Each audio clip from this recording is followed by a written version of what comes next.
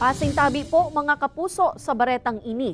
Swarming kan mga langaw na hali subuot sa sarong poultry farm perwisyo sa pirang residente sa barangay Tinangi sa Pili, Camarines Sur. Pirang kaakian sa lugar, nagkakahelang na nakaw sa subuot kan mga langaw.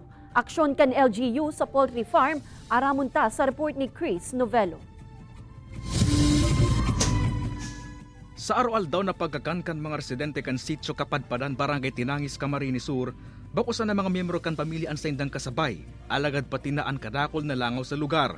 Kamahal kang presyo kang bagas, dahil may makakana pag may tada kami, makakakan susaro. Pag dahil na mainit, lalangawon na may ulod ng tada, tapos dahil may na makakakan. May usubot na pinipiling lugar ang mga langaw na ini, ulit amagin ang loob kan sa indang refrigerator, dahil pinapalagpas. Kaya ang pira sa mga aki sa lugar, nagkakahirelang naman subuot huli sa mga langaw na ini. Sigon sa mga residente, gikan ang mga langaw na ini sa sarong poultry farm harani sa mga kaharungan. Ang pigano ninda kasi ang udu-udu ninda. Ininyam mi dyan sige pagkain masukas. Kada bulan ini nasubot ang nagdadaraning pasakit asin perwisyo sa mga residente.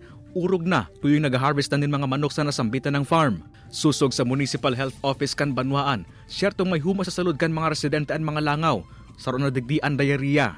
The risk siyempre is infection.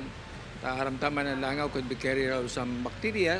Kung nalawag siya sa mga pagkakan, kumbaga naging unsafe ang food because of kadakor siyempre. Well, one of which is siyempre ipag-udo-udo.